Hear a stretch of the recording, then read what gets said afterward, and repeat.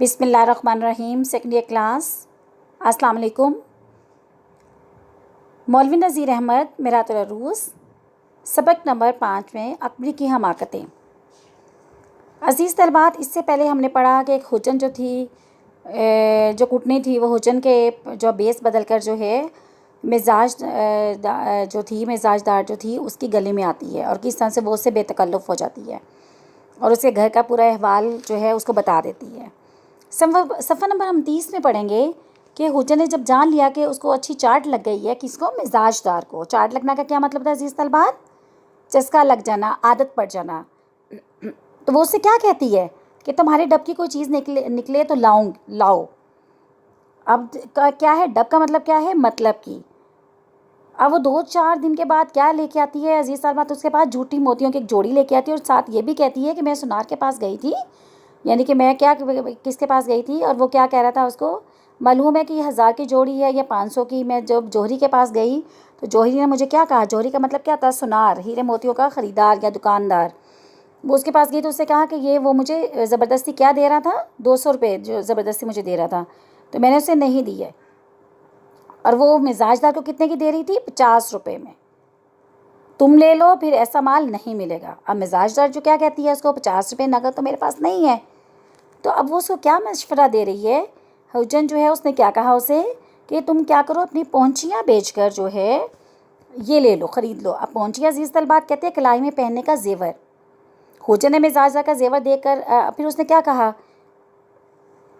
ایسا کہنا تھا تو مزاج دار فوراً جو تھی کیا لے آئی؟ اپنے زیور کا پورا صندوقچہ اٹھا لائی اور حجن کو پونچیاں نکال کر حوالے کر دی۔ حجن نے مزاج دار کا جو زیور دیکھا تو اس نے کیا کہا؟ تم نے کیا گاجر مولی کی طرح اس کو رکھا ہوا ہے؟ بیٹی جو ہے اس کو اس طرح سے رکھا ہوا ہے، صندوقچہ رکھا ہوا ہے۔ اب اس میں وہ کیا کہہ رہی ہے اسے؟ بیٹی دگدگی میں ڈورا ڈلوا لو۔ دگدگی کا مطلب ہے گلے کا زیور، جس میں ایسے چمکیلے نگ لگے ہوئے ہوتے ہیں جو اندھیرے میں بھی چمکتے ہیں۔ اس میں مختلف اس کے زیورات جو ہیں اس کو وہ جو کہہ رہی ہے کہ یہ بہت میلے ہو گئے ہیں، کہ چلے ہو گئے ہیں، اور میل جو ہے وہ سونے کو کھائے جا رہی ہے، اس کو اجلوا لو میں نے اس کو کیا کر لو؟ دوبارہ سے پالش کروا لو۔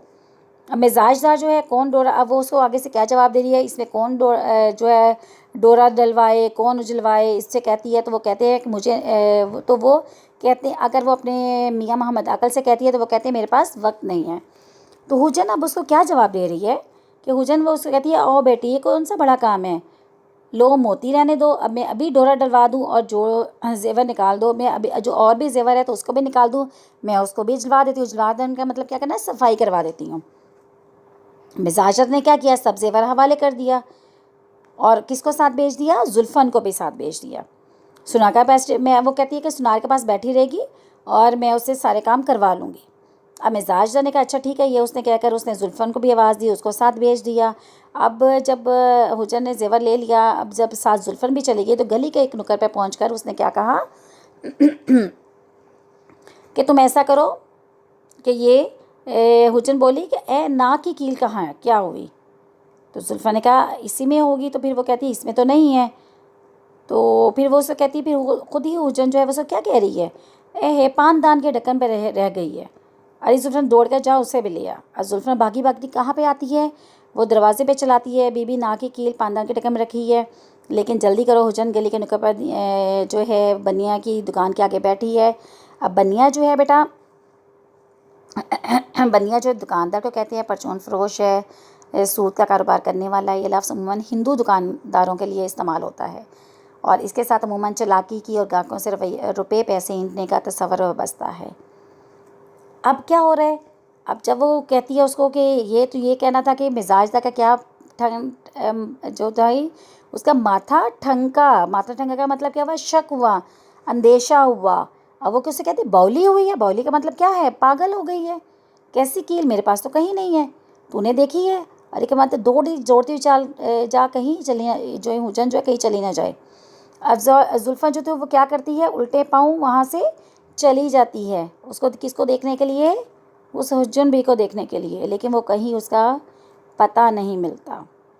بازار تک دیکھ آتی ہے اور جو ہے سر پیٹے رہ جاتی ہے، تمام موم گھروں کے چھتے تک لوگ ہو آتے ہیں، کسی کو کچھ پتہ نہیں ہے، اور جب وہاں سے وہاں موم گھروں کے چھتے پہ جاتے ہیں تو وہ کہتے ہیں وہ تو 4 دن سے یہاں سے مکان چھوڑ کے چلی گئی ہے.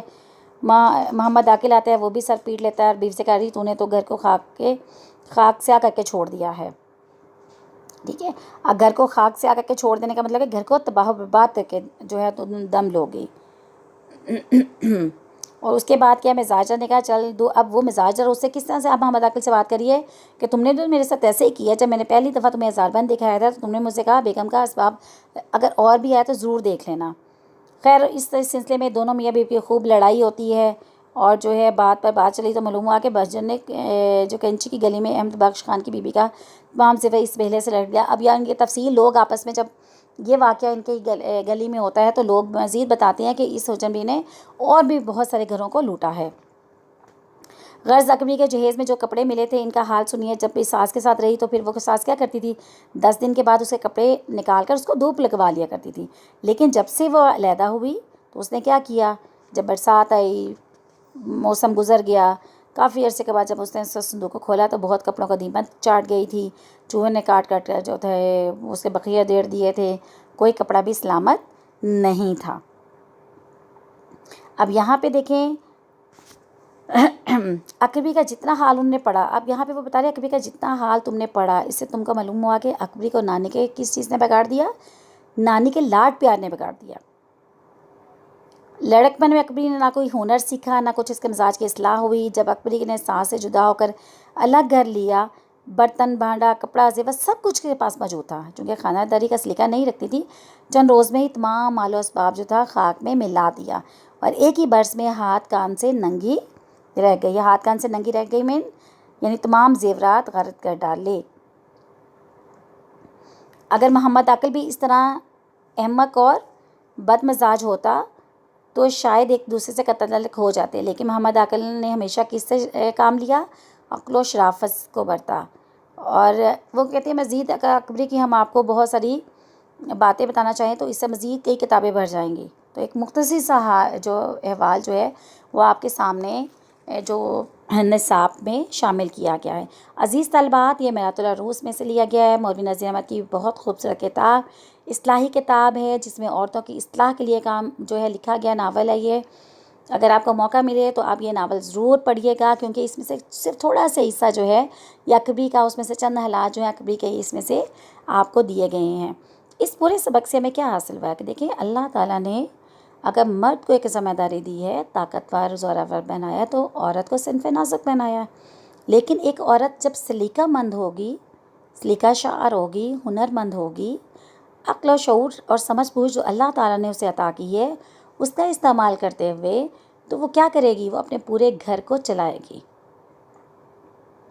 ٹھیک ہے، دیکھیں ایک پڑھی لکھی ماں، ایک سلیقہ مند عورت ہی گھر کو بہتر اور اچھے اور احسن طریقے سے چلا سکتی ہے. کیونکہ دیکھ اس نے کیا کرنا ہے، اس نے پورے خاندان کو چلانا ہے. اگر آپ اپنی تاریخ کا مطالعہ کریں تو ہماری تاریخ میں جتنے بھی بہت سارے بڑے بڑے لوگ ہیں ان کے پیچھے کس کا ہاتھ تھا، ان کی ماؤں کا، ایک عورت کا. تو اگر عورت اچھی ہوگی، اس کی سوچ اچھی ہوگی اور اس کی سمجھ کے مطابق اپنے حالات کے مطابق اس کے مطابق جو ہے اس کا مقابلہ کرتے ہوئے اپنی آنے والی نسلوں کی تربیت کرے گی تو حالات ہمارے جیسا کہ ہمیں اکبری کے بتائے جا رہے ہیں اس کے برعکس ہمیں نظر آئیں گے.